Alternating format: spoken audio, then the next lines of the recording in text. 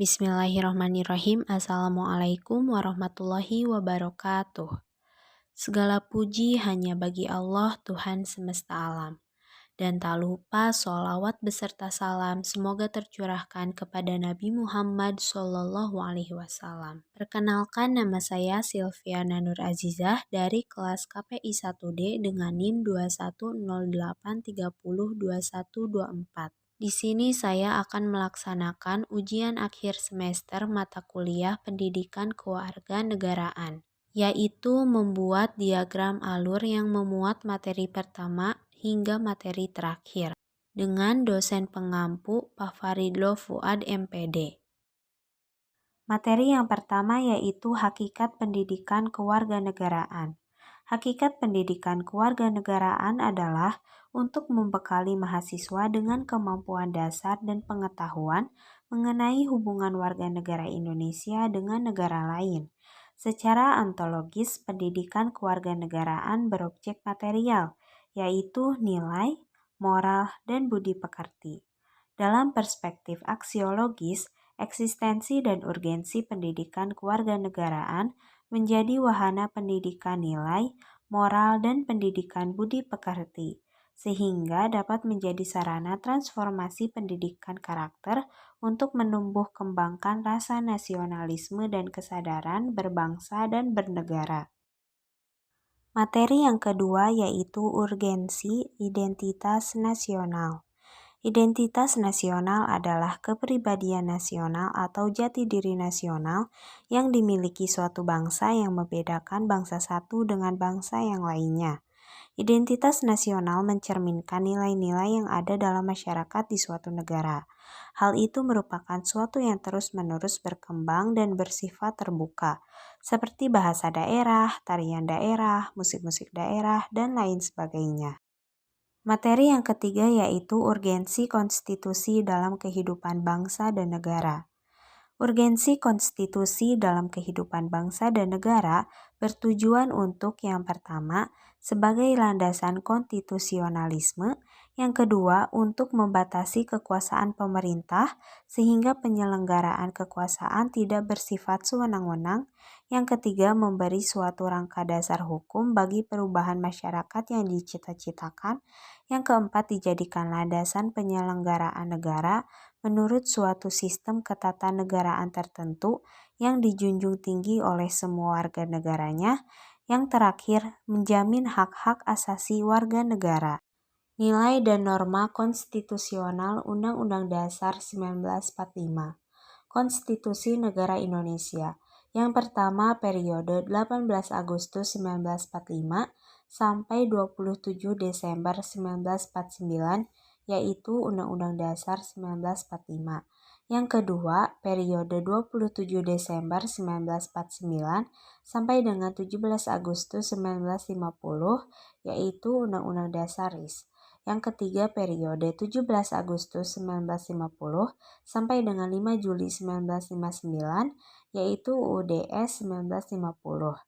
Yang terakhir, periode 5 Juli 1959 sampai sekarang, yaitu UUD 1945, yaitu sudah 4 kali diamandemen, yaitu pada tahun 1999, tahun 2000, tahun 2001, dan tahun 2002. Hak dan kewajiban warga negara.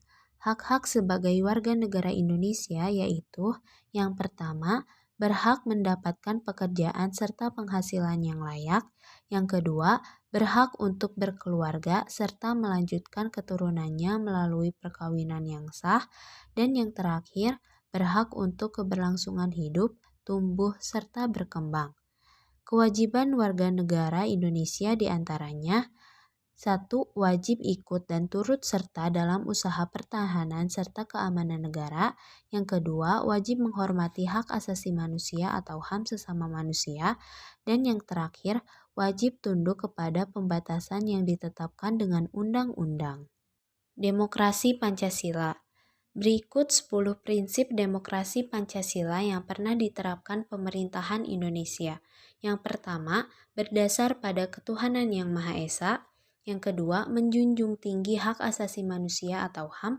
Yang ketiga, berkedaulatan rakyat. Yang keempat, didukung oleh kecerdasan warga negara. Yang kelima, menganut sistem pembagian kekuasaan. Yang keenam, menerapkan prinsip rule of law.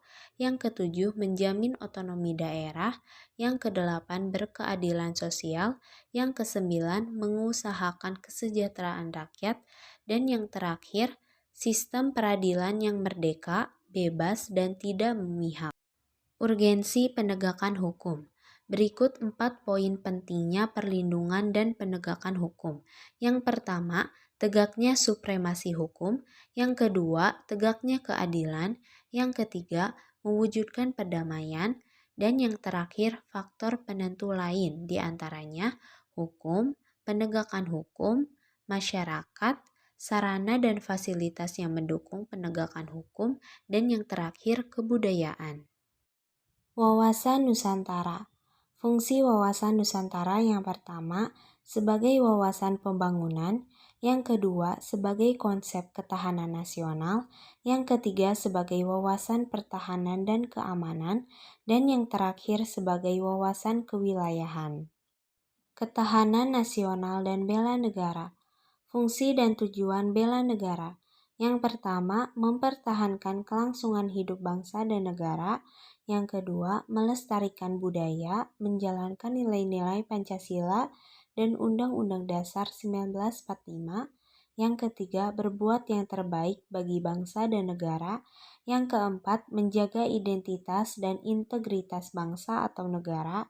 Dan yang terakhir, mempertahankan negara dari berbagai ancaman dan menjaga keutuhan wilayah negara yang merupakan kewajiban setiap warga negara. Mewujudkan ketahanan nasional. Strategi utama dalam upaya mewujudkan ketahanan nasional Indonesia yaitu yang pertama, berdikari, yang kedua, mengikuti perkembangan zaman, yang ketiga, kuatnya gotong royong masyarakat, yang keempat, pembinaan ideologi, yang terakhir, pencerdasan bagi anak bangsa. Anti korupsi. Dampak terjadinya korupsi. Yang pertama, penurunan produktivitas. Yang kedua, menurunnya pendapatan negara dari pajak. Yang ketiga, meningkatkan utang negara. Yang keempat, menurunnya pertumbuhan ekonomi dan investasi. Yang kelima, rendahnya kualitas barang dan jasa. Yang keenam, menambah beban dalam transaksi ekonomi. Yang ketujuh, ketimpangan pendapatan. Dan yang terakhir, meningkatkan kemiskinan. Kesimpulan dari materi yang sudah dipaparkan tersebut yaitu, kita sebagai warga negara harus bisa menjadi warga negara yang baik, sehingga dengan melaksanakan kewajiban kita sebagai warga negara, maka hak kita juga akan terpenuhi. Pada intinya, rakyat dan pemerintah adalah suatu barometer maju dan mundurnya suatu negara. Ketika rakyat dan pemerintah tidak bisa mencari solusi dari suatu masalah, maka negara tersebut akan hancur. Baik, mungkin itu saja yang bisa saya sampaikan. Mohon maaf apabila ada kekurangan dan kesalahan dalam penyampaian materi. Sekian dari saya. Wassalamualaikum warahmatullahi wabarakatuh.